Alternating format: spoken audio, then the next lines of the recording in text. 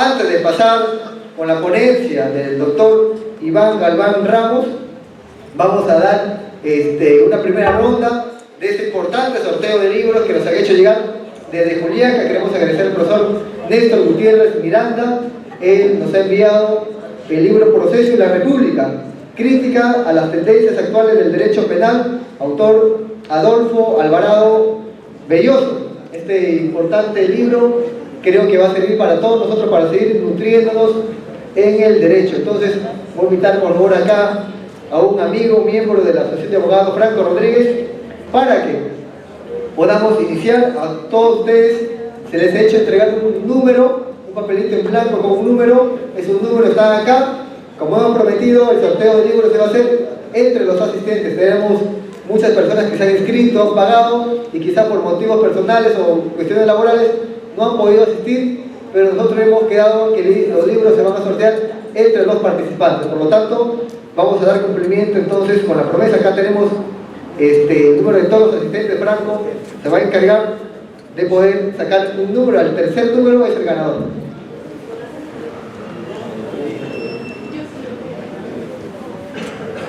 A ver, por favor, no se pongan nerviosos. No se pongan... Claro, está un notario público colegiado. A ver, el número que les voy a hacer mención está anulado. Posiblemente vamos a coordinar quizás que regrese en la tarde, puede entrar al sorteo de la tarde. El número 12 queda anulado.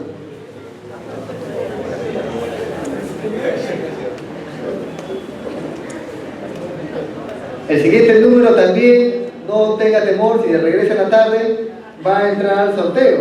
Y creo que, bueno, están seguiditos. El número 11 también queda anulado. En la tarde va a tener su réplica. Como se dice, vamos a chocolatear bien para que no haya ningún tipo de suspicacias, ningún tipo de malinterpretaciones. Acá todos somos legales, somos abogados honestos.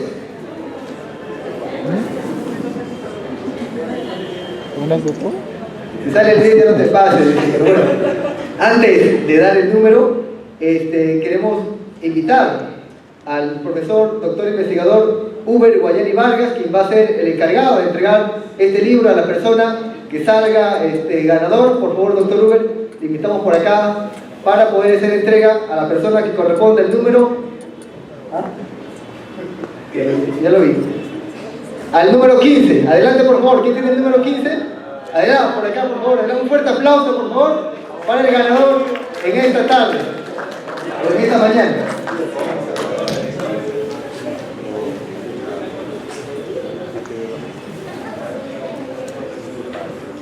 Por acá, doctor, por acá, por favor. Por acá, adelante, sí. Quizá hay el micro por ahí.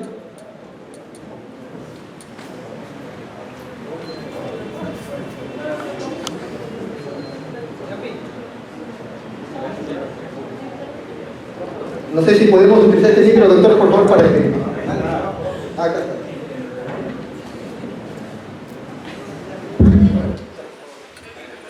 Bueno, Vladimir, este buen libro que es parte del evento, del curso. Espero que lo puedan revisar. El profesor Adolfo Alvarado Belloso, Proceso de la República. Entiendo que es un buen libro, no lo he revisado todavía, pero no lo tengas en la biblioteca, sino ahí en revísalo. Y es una buena editorial disponible, una editorial museo. Entonces, en tu mano, el sorteo, ha sido para servicio profesional. Un fuerte aplauso, por favor, para el ganador. Gracias, amigo, gracias por confiar en la Asociación de Abogados. Seguramente ya esperamos tenerte por acá también en la tarde. Vamos a seguir entonces con este primer curso de Derecho Penal y ahora vamos a tratar el tema Análisis Político Criminal del Proyecto Peruano del Código Penal, un tema muy importante que seguramente va a causar en nosotros suspicacias. Terminando esta ponencia vamos a sortear el siguiente libro. Entre los asistentes, terminando esta ponencia vamos a sortear el segundo libro para poder continuar con lo que hemos prometido. Entonces vamos a invitar al profesor doctor Marcos Iván Galván Ramos, a quien recibimos con fuertes aplausos, por favor, y le agradecemos por visitar la ciudad de Chimbote. Él es abogado por la Universidad Nacional Mayor de San Marcos, es especialista de la Dirección General de Política Criminal y Penitenciaria del Ministerio de Justicia, coordinador del módulo de Política Criminal y Criminología de la revista Ius Punendi, Sistema Penal Integral, y conferencista nacional e internacional de Derecho de Congresos Nacionales e Internacionales. Doctor, por acá, por favor, muchísimas gracias.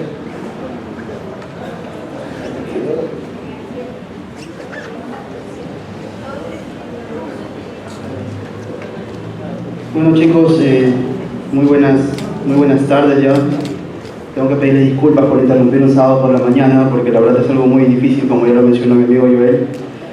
Bueno, gracias por la tolerancia y venir aquí un sábado para escuchar algunas locuras que voy a mencionarles. Se me hace un poco difícil tratar de analizar un instrumento de control penal, porque es un instrumento de cosificación de seres humanos por donde quiera verse. Por donde se pueda ver la pena, siempre implica la cosificación, la aflicción, el sufrimiento de seres humanos. Me atrevería a decir de que es el indicador más claro de que todavía no somos una sociedad lo suficientemente civilizada. Resolver conflictos dejando en almacenes de carne a semejantes como nosotros. En primer lugar, una investigación que yo realicé me tomó unos 4 años, pero se basó en el estudio del pensamiento penal peruano, es decir, nacional. Y si bien es cierto, yo no partía de ningún tipo de ideología, de ningún tipo conservador o crítico, fue la propia información la que me terminó inclinando por un modo de ver el control penal, un modo crítico y progresista. ¿Por qué lo digo? Analicé cuál fue la operativización del sistema penal en toda nuestra república, y fíjense lo que encontré. La premisa es una pregunta: ¿es legítimo el castigo penal? ¿Es legítimo que nosotros resolvamos nuestros conflictos cosificando y encerrando a nuestros semejantes? ¿Por qué? Periodo 1791-1814.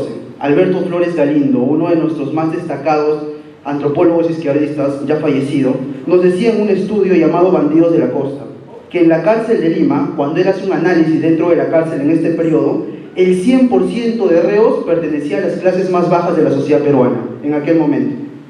1821 a 1854, Carlos Aguirre, uno de nuestros mejores criminólogos historiadores en el país, muy poco conocido desde el vértice jurídico, por cierto. En las denuncias contra el bandolerismo en dicho periodo, él encontró que el 90% de casos estaba constituido por personajes negros e indios, es decir, las razas más marginadas de aquel momento, y que el 82% de los penitenciados pertenecía a peones o artesanos, las personas de las clases más bajas. ¿Qué nos decía José Antonio Encinas en el periodo de 1894? En ese año, en su obra Causas de la criminalidad indígena en el Perú, que de toda la población penitenciaria, casi el 60% estaba constituido por población indígena, la raza más marginada en aquel momento, por cierto. 1904, ¿qué nos dice Emilio Valdizán? La delincuencia en el Perú, una tesis muy buena en la Facultad de Medicina de San Marcos, que el 65% de los detenidos por la policía en aquel momento estaban constituidos por jornaleros, artesanos y empleados, gente de las capas más bajas. ¡Qué coincidencia! 1918, Oscar Miro Quesada, uno de nuestros mejores criminólogos positivistas de aquella época. De toda la población penitenciaria, el 81% pertenecía a las clases más bajas, entre empleados, obreros y domésticos, y casi el 80% estaba constituido por indígenas. Periodo 1931-1932, la Dirección Nacional de Estadística de aquel momento, que de toda la población penitenciaria, el 96.5% de la población penitenciaria a lo más alcanzaba la instrucción primaria, gente vulnerable, y que el 72% estaba constituido por las capas más bajas, agricultores, carpinteros, comerciantes, empleados, jornaleros, panaderos, sastres, tejedores, hilanderos, zapateros. En 1935 se repite lo mismo. Seminario Helguero, en una obra llamada La Cárcel, nos dice que el 95% a lo más llegaba a la instrucción primaria, que el 94.9% también pertenecía a las clases más bajas. Lo mismo nos dice Seminario Helguero en el 43. Y ustedes me dirán, bueno, tú me estás hablando de historia, bueno, ¿cómo está la situación actualmente? Pues no es distinta, no es distinta. En 1996 nos dicen Rosa Mavila y Wilfredo Pedraza que casi el 80% a lo más alcanza secundaria incompleta en cuanto a la población penitenciaria en general, y que de ahí también el 77.6% está constituido por agricultores, choferes, artesanos, comerciantes, obreros, servicios eventuales, desempleados. Octubre de 2014, el 91% a lo más alcanza instrucción secundaria, 92% pertenecen obreros, agricultores, choferes y comerciantes. Marzo de 2015, 91% de la masa de instrucción secundaria, el 93% obreros, agricultores, comerciantes y choferes. ¿Hasta qué punto es legítimo castigar a las expresiones de vulnerabilidad social? ¿Hasta qué punto las gentes que están sometidas a factores de riesgo, que están sometidas a violencia estructural, en una sociedad latinoamericana, en una sociedad peruana, constituimos el margen mundial más desigual, por cierto, tienen que saberlo, y está comprobado que normalmente la criminalidad en agresividad y en patrimonial está directamente constituida por un marco estructural de la desigualdad, es decir, mientras más desigualdad haya en algún lugar, siempre hay mayor violencia homicida o mayor delincuencia patrimonial, porque nosotros estamos en ese margen. Así que no nos sorprenda de que justamente cada vez se vaya dinamizando mucho más la violencia que tenemos en estas manifestaciones de criminalidad, que bueno, llega hasta márgenes como el sicariato, extorsión, otro tipo de violencia un tanto más aberrante. Entonces, si se trata de expresiones, de actitudes, de manifestaciones de vulnerabilidad social, ¿hasta qué punto es legítimo de que el poder utilice el castigo como una solución política? Diríamos, particularmente pienso yo, que es ilegítimo. No puede ser que la vulnerabilidad social termine siendo tratada con castigo, cuando son verdaderamente personas que son desabastecidas socialmente y que deberían ser abordadas por programas distintos a lo que tiene que ver la aflicción. Pero digamos, oye, pero al menos esto que de por sí es ilegítimo, al menos nos sirve como instrumento político, como para poder calmar las aguas, como para poder reducir violencia, pues yo me atrevo a decir que no. ¿Por qué? Porque si nosotros analizamos ¿qué sucede en el 2003? En el 2003 se hicieron 35 modificaciones sobre punitivistas al Código Penal. Y si en el 2004 analizamos cómo estuvo la cifra de victimización, es decir, las cifras de las personas que fueron víctimas de los delitos comunes, que son aquellos delitos que normalmente nosotros queremos calmar o abordar con normas penales, la cifra de victimización subió de 13 a 31%. Muchas normas penales igual aumentaron las cifras de victimización. Periodo 2005-2006. En el 2005 se hicieron 47 modificaciones punitivistas al Código Penal y en el 2006, al siguiente año, subieron de 9 a 28 las cifras de victimización. En el 2010 se hicieron 29 modificaciones y en el 2011 la cifra de victimización subió de 8 a 19. ¿Hasta qué punto también es válido este instrumento político llamado control penal, llamado castigo penal? Porque la verdad es un castigo, por donde se le quiera ver termina siendo un castigo, por más que existan algunas teorías que intenten justificarlas de algún modo. De esto se trata el análisis político criminal, ver al derecho penal como un instrumento político de abordaje de ciertos conflictos sociales. Lamentablemente, este modo de ver la política criminal no ha tenido mucho impacto dentro de la teorización en el Perú. La política criminal, por ejemplo, nos menciona Zaffaroni, que es una suerte de el arte de gobernar en función a la criminalidad. Delmas Marty, que es una autora francesa muy conocida en este tema, nos habla de la sociedad organizada frente a la criminalidad. Yo tengo un concepto propio de la política criminal, que es básicamente el lineamiento técnico ideológico que orienta y organiza estratégicamente los mecanismos de control social involucrados en la gestión de conflictos criminalizados. Esto es necesario tomarlo con pinzas, porque la política criminal implica una amalgama, un abanico de opciones para poder abordar esos conflictos que nosotros consideramos delito.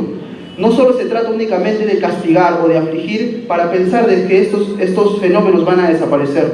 En realidad tiene una serie de abanicos como programas preventivos, programas de post-encierro, tiene proyectos, puede tener políticas, puede tener programas que de alguna manera pueden abordar factores de riesgo para que estas personas no caigan en desadaptación. No se trata únicamente de esperar a que la violencia estructural se convierta en lo que es violencia, es decir, la delincuencia propiamente, agresividad social, violencia social, para que recién nosotros actuemos, e incluso con un instrumento que, como se los trato de comprobar, resulta inútil y a la vez ilegítimo. Porque, repito, se trata de abordar con castigo la vulnerabilidad social. Entonces, la criminalización de las conductas, el castigo de las conductas, tiene que ser visto solamente como una isla, como una parcela más para poder solucionar un conflicto. No se trata de tomarlo como la única alternativa. Lamentablemente, en el Perú, cuando nuestros teóricos suelen abordar la política criminal, piensan que solamente se trata del hilo conductor de normas penales, asumiendo de que el mundo teórico de la norma penal únicamente se reduce a conducir o a sistematizar normas penales, cuando en realidad esa es una sola alternativa, es una sola opción. Hay muchos programas preventivos, hay mucho que hacer, hay mucho que articular, desde la sociedad civil como desde el Estado. ¿Cuáles van a ser los modelos de abordaje para poder solucionar estos conflictos? El derecho penal es violencia institucionalizada, es aumentar el espiral de la violencia. cuando yo ataco violencia con más violencia, lo más seguro es que la violencia siga reproduciéndose. Lo ideal es estar atacando cuáles son las bases. Cuando yo hablo del Código Penal o de un proyecto de Código Penal, no estoy únicamente ante política criminal, estoy ante algo más pequeño que se llama política penal. La política penal, al igual como he conceptualizado la política criminal, termina siendo un lineamiento técnico organizador, orientador, pero esta vez de las normas penales. Es básicamente eso lo que reduciría un análisis del código o del proyecto de Código Penal. El problema es que también hay un mito de que nunca hay indicadores claros de cuándo una conducta o un fenómeno social debe criminalizarse. Lamentablemente, la ausencia de estos indicadores hace de que muchas veces el político oportunista se valga de esto y que criminaliza absolutamente todo. ¿Bajo qué? Bajo una sociedad paranoica que normalmente alimenta esos sentimientos de venganza, llamada justicia también, y hace de que se termine criminalizando todo, autorreproduciendo la cultura de gobierno de que bajo el castigo de cualquier conducta se van a terminar reduciendo, aplacando o solucionando los conflictos, cuando verdaderamente no es así. Actualmente, la política penal, la sobrecriminalización de conductas, la selección de capas vulnerables, responde a una política criminal muy clara, que es la política criminal de seguridad ciudadana. ¿Quién no ha visto en todas las calles actualmente el término seguridad ciudadana? La visión sociolingüística de este aspecto es muy importante. Sepan ustedes de que como se reproduce el lenguaje, de acuerdo a cómo nosotros impactamos culturalmente en la reproducción del lenguaje, hace de que se instaure constantemente una ideología. Y la ideología de seguridad ciudadana tiene una filosofía propia. Y es algo que muchas veces, obviamente, los políticos no suelen ser técnicos, los técnicos somos nosotros, tenemos el poder de teorizar una técnica penal para poder ser responsables políticamente. La filosofía de seguridad ciudadana, la política criminal de seguridad ciudadana, proviene del 80, proviene con los gobiernos neoliberales de Reagan y de Thatcher.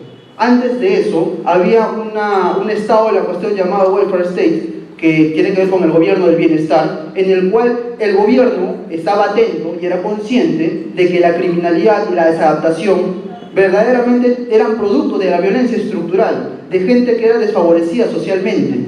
Pero cuando llega un gobierno neoliberal, simplemente se despoja de ese criterio de abordaje de fenómenos sociales y lo que más le termina importando es la prevención situacional. Es decir, si se da el evento, ataquémoslo ahí mismo. Ventanas rotas, 3 streets and you're out, tolerancia cero. Es decir, ahora no me importa de que esos sujetos que normalmente roban, arranchan, o esos sujetos que normalmente incursionan, incluso Julio Virgolini, un autor argentino, menciona cómo una carrera delictiva de aquellas personas que son en primer lugar fruteros terminan perteneciendo al crimen organizado, y actualmente desde el 2000 se sabe una nueva delincuencia que normalmente, incluso siendo violencia pandilleril, que normalmente no pertenece a la cultura delictiva, pero las pandillas no suelen tener una cultura delictiva, también terminan incursionando en este mundo del crimen organizado. El contraste claro del welfare state a esta cultura neoliberal del castigo hace de que ya no se preocupen por la parte estructural, de cómo la sociedad está estructurada y termina reproduciendo violencia, sino que se preocupa más en castigar las mismas situaciones o oportunidades de la delincuencia misma. Actualmente nosotros estamos respondiendo a eso. Desde el 2002, cuando Andrade, por ejemplo, el fallecido, trae a Lima a uno de los promotores de esta ideología de la seguridad ciudadana. No es gratis de que Estados Unidos tenga 2 millones de personas encerradas.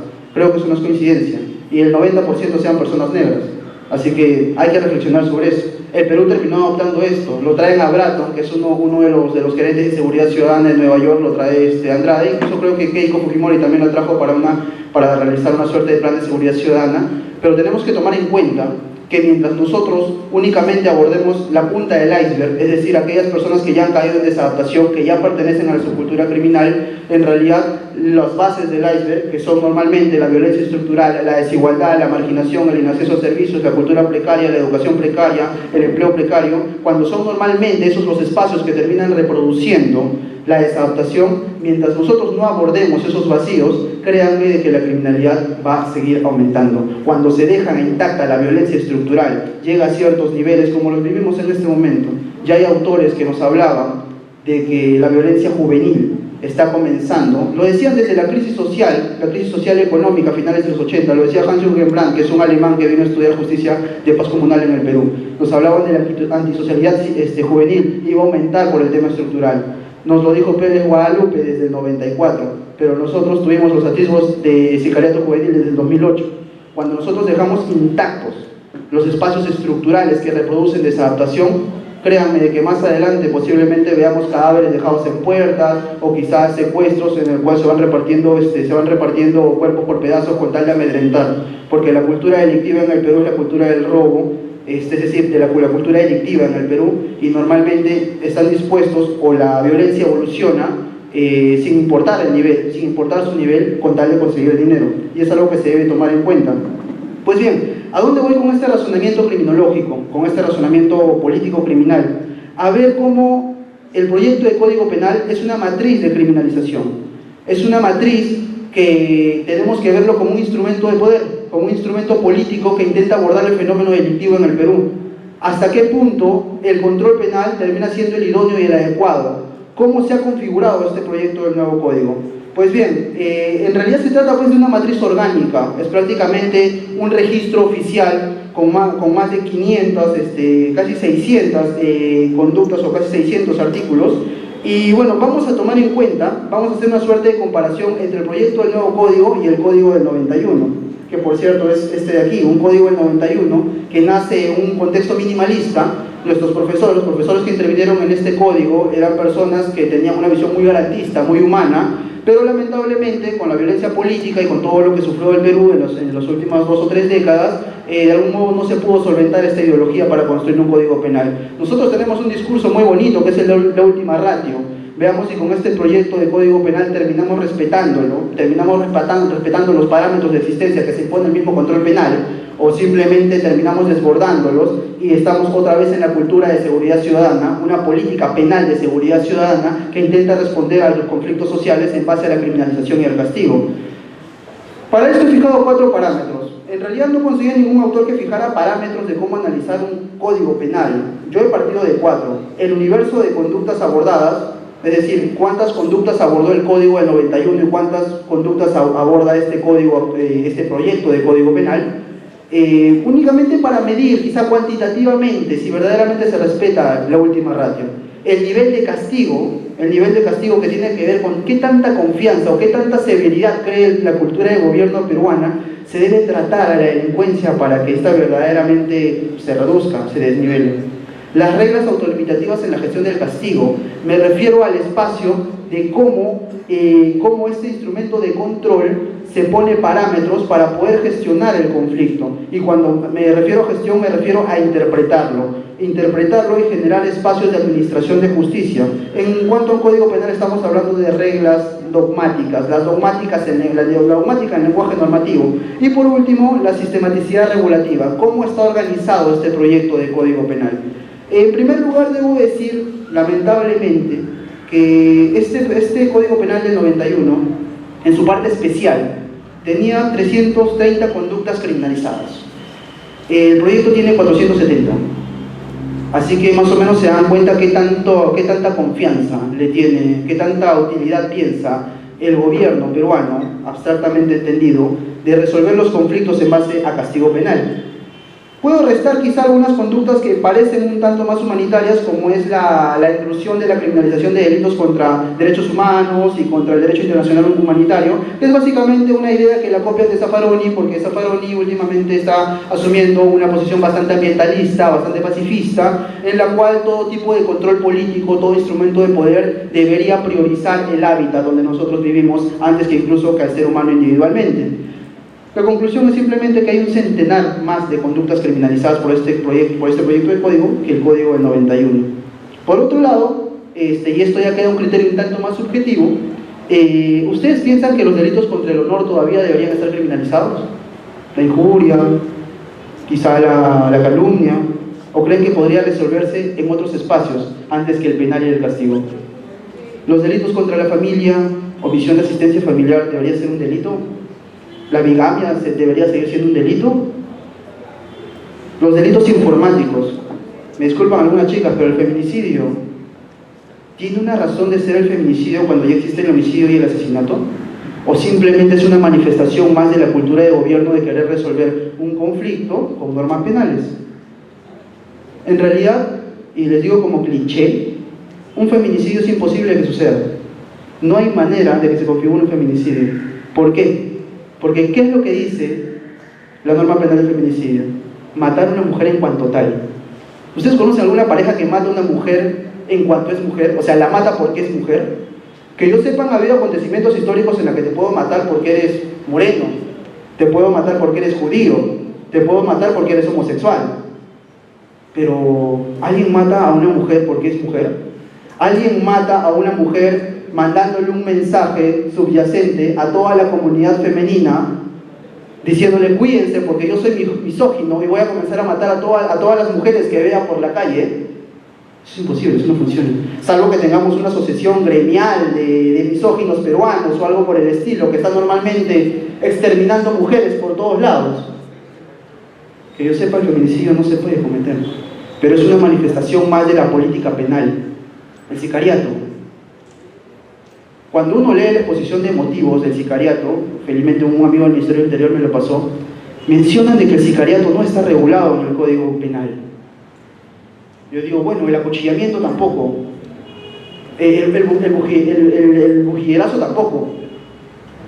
Obvio, o sea, digamos, gramaticalmente no lo está, pero obviamente el Código Penal cumple una función regulativa en el cual trata de tener una cobertura lo suficientemente abstracta como para poder cubrir ciertas conductas, y el asesinato por lucro ya cubría el sicariato. Una manifestación más de una política penal que responde a una política criminal mucho más grande, o sea, una respuesta de gobierno basada en el castigo como una aparente solución de los fenómenos conflictivos en el país. Y tengamos un poco de cuidado porque nosotros somos los proyectos a teorizar el control penal. Nosotros tenemos mucho poder, como dice Foucault, el saber es poder. Nosotros que somos los titulares, los que tenemos la potestad de teorizar el control penal, de ponerle los límites teóricos y luego dárselos al agente jurídico, al operador jurídico, al poder de turno, para que puedan abordar de algún modo los conflictos sociales en base al control penal. Así que ustedes tienen mucho poder en sus blogs, en sus cuadernos y en los libros que leen. Por otro lado, ¿qué novedades encontré dentro de este proyecto, dentro de lo que yo llamo universo de conductas abordadas? La violencia familiar entendida como un fenómeno criminalizado más. La violencia familiar también es un fenómeno cultural que debería ser abordado desde otros puntos. ¿Ustedes creen que criminalizando la violencia familiar autónomamente vamos a hacer de que eso se reduzca? Créanme que no. Y vean los centros de emergencia mujer para ver cómo va aumentando por más que eso se termine criminalizando. Los delitos contra los medios electrónicos, que antes no existían, ahora existen, más o menos una suerte de los documentos electrónicos. Los delitos contra el orden económico, antes eran 40, ahora son 60. Resalta al menos, por sistematicidad, que luego lo tocaré, de que al menos se incluye el lavado de activos y algunos delitos aduaneros.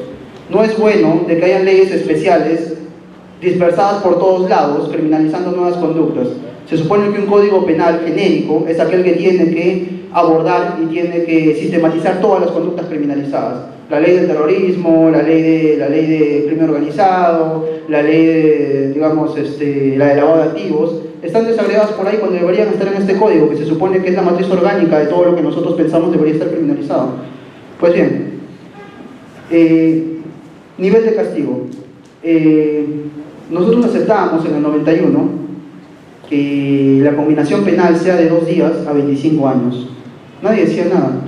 Les repito, este código penal fue un instrumento político creado por personajes que estuvieron estudiando dentro de un escenario crítico, progresista. Nuestro proyecto de código penal actual asciende de 2 años a 35 años. O sea, vean cuál es la dimensión de la cobertura de castigo que le están dando, aún confiando que con el castigo se van a resolver problemas. Bueno, y obviamente tolera la cadena perpetua, que es de verdad es algo que rompe con el principio de proporcionalidad de manera recalcitrante, pero que nuestro Tribunal Constitucional se dio el placer de legitimar. Bueno, el Tribunal Constitucional a veces es un espacio político, tengo mucho cuidado con ese tipo de sentencias. Es una tradición del Tribunal Constitucional no tener penalistas dentro de su grupo. Algunos indicadores del nivel de castigo. La difamación en el 91 tenía hasta 2 años, difamación que estamos hablando de un delito contra el honor que podría estar más cerca de la descriminalización que de la criminalización. En el 91 tenía hasta 2 años, en el proyecto lo ha aumentado hasta 3 años. Siguen confiando que la difamación va a reducirse por un tema de aumento de castigo. La omisión de asistencia familiar, en el 91 era hasta 3 años de pena privativa de libertad. Es decir, me parece que por lo menos la omisión de asistencia básica, la básica, creo que había por lo menos posibilidad a que se dé una suspensión de pena privativa de libertad, ¿no? Pero ahora el proyecto actual le sube hasta 5, así que bueno, hay efectiva, necesariamente. Algunas virtudes que le encontré en el nivel del castigo están referidas a la inhabilitación, porque la inhabilitación en el 91 eran de 6 meses a 5 años. En el proyecto pueden ser de perpetua o una revisión de 20 años, una vez cumplida la inhabilitación. En el 91 habían 8 supuestos de inhabilitación, en el actual proyecto hay 15. Las reglas autolimitativas de la gestión del castigo. La responsabilidad restringida. Ustedes saben que entre los 18 y 21 años se da una suerte de atenuante justamente por pertenecer a ese rango etario, lo mismo que sucede con los mayores de 65. Lamentablemente desde el 98, si no me equivoco, algunos amigos me pueden corregir, por el tema del pandillaje pernicioso, por un tema de delitos de violación, se termina comenzando a generar excepciones a la responsabilidad restringida.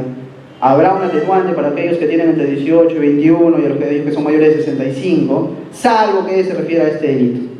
Y se comenzaron a cometer delitos y delitos, o sea, hay más excepciones, cada vez hay mayores excepciones a esa imputabilidad restringida, que justamente presenta en su artículo 3 este proyecto. También di cuenta de que se incluye la responsabilidad penal de las personas jurídicas, lo cual, bueno, en realidad entenderá que es un tema bastante complejo, pero yo no sé materialmente en qué se diferencia la responsabilidad penal de las consecuencias accesorias. Siendo un personaje que no tiene imputabilidad y no tiene capacidad de acción, es decir, no hay manera de gestionar de la misma manera el conflicto generado por una persona natural que por una persona jurídica, yo no sé si a la larga la construcción teórica en base a su responsabilización penal más bien pertenece más bien al fomento de una cultura penal pendiente de que este conflicto empresarial se termine también abordando, solucionando con más pena. Yo no sé para qué poner el nombre pena cuando ya tiene nombre consecuencias accesorias, cuando materialmente termina siendo lo mismo. Bueno, se somete a otro debate sobre. Por otro lado, continúa la regulación del sistema de tercios en la determinación de la pena, tercio inferior, tercio medio y tercio superior, que muchos critican porque parece una aritmetización de la determinación de la pena y que en realidad lo que termina es quitando la discrecionalidad al juez. Y algo que, disculpen que me demore un poquito, José, me permites unos minutitos, por favor. Mantiene la reincidencia y la habitualidad. No sé si hay alguien aquí que esté de acuerdo con la reincidencia y habitualidad, pero me gustaría leerles en 3 minutos qué es lo que decía el código del 91, el primigenio, como le dije a mis amigos. Ese es un código del 91, pero del mismo 91, o sea, sin ninguna modificación. ¿Qué nos decía la exposición de motivos del código? Enorgulleciéndose de cómo estaba superando al código del 24 anterior. En la última parte de su exposición de motivos señala: reincidencia y habitualidad. Resulta imperativo connotar las razones principales por que la comisión revisora decidió proscribir, es decir, sacar del proyecto de Código Penal los institutos penales de la reincidencia y la habitualidad. Hoy no resulta válido, en verdad, conservar en nuestro ordenamiento jurídico estas formas aberrantes de castigar que sustentan su severidad en el modo de vida de un individuo. Derecho penal del autor, entre paréntesis. La comisión revisora estima que carece de lógica, humanidad y sentido jurídico el incremento sustantivo de la pena correspondiente a un nuevo delito vía la reincidencia y o habitualidad, sin otro fundamento que la existencia de una o varias condenas precedentes, por lo demás debidamente ejecutadas.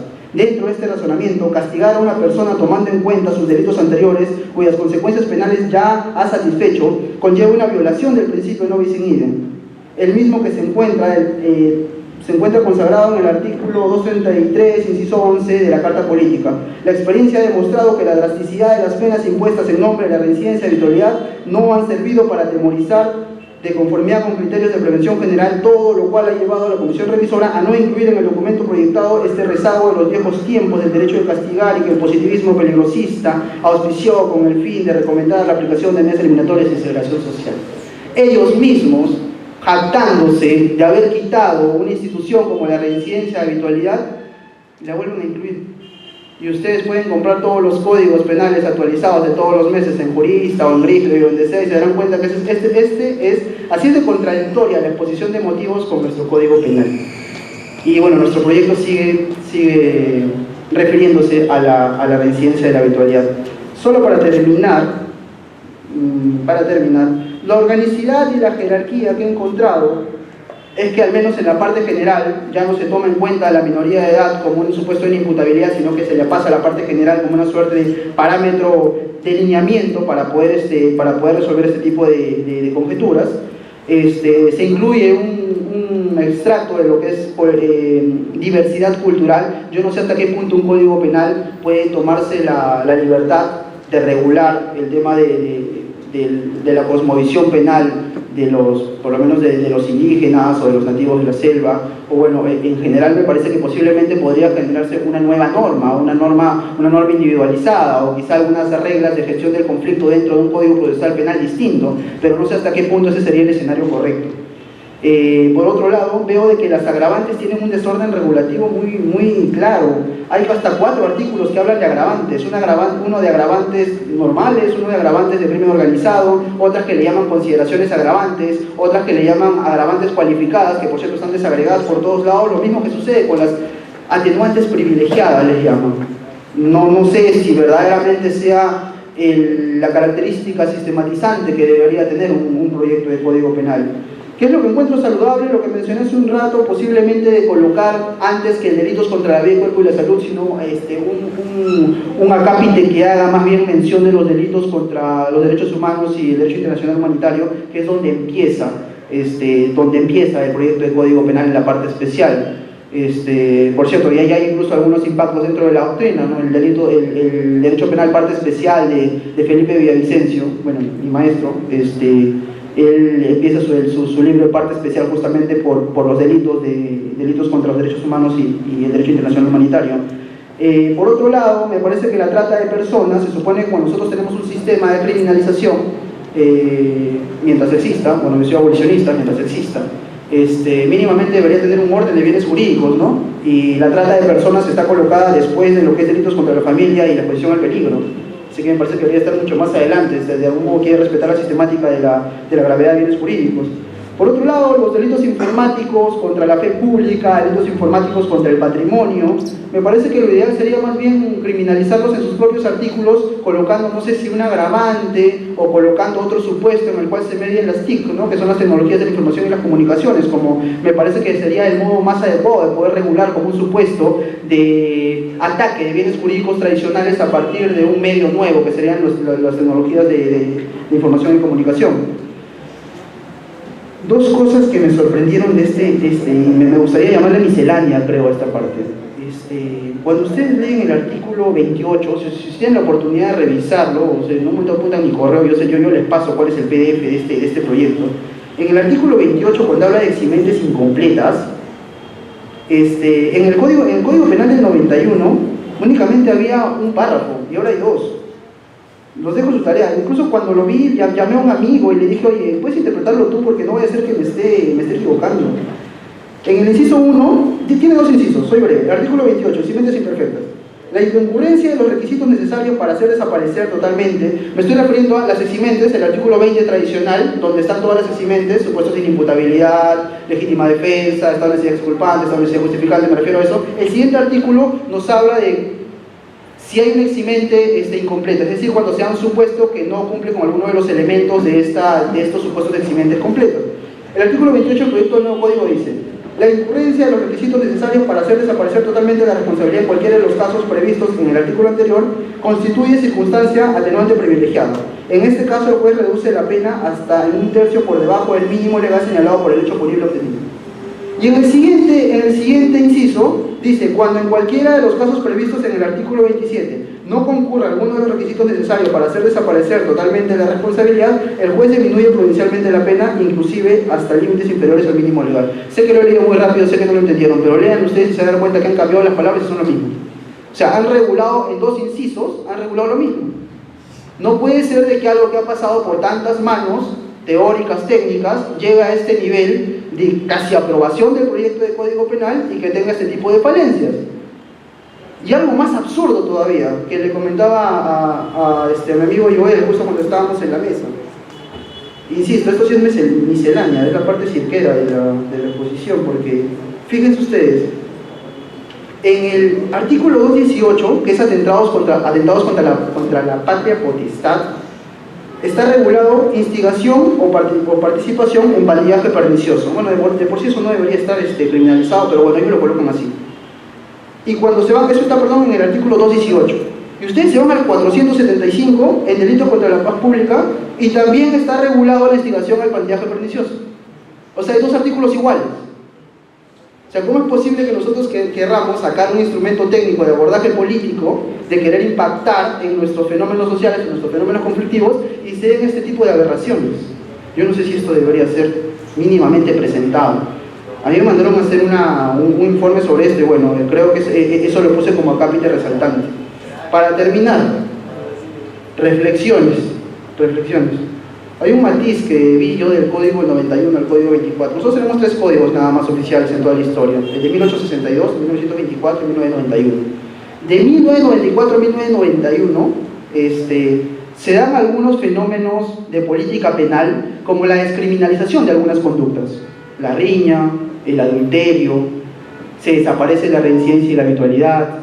Comienzan a dosificar el control penal, entiendo, para poder utilizar otros instrumentos políticos que permitan mejor abordar este tipo de fenómenos criminalizados. Este proyecto del nuevo código respecto del 91 no descriminaliza nada, sino que sobrecriminaliza, como les he dicho. Por otro lado, me parece que debería haber un poquito más de rigurosidad al elaborarlo, ¿no? Yo sé que este proyecto desde el 2013 estuvo a cargo de 3 profesores: el profesor Felipe Villavicencio, el doctor Iván Meña y el doctor Iván Montoya. Yo trabajé con el doctor Villavicencio en aquel momento y yo doy fe de que verdaderamente había un proyecto de código penal muy riguroso y muy bien hecho.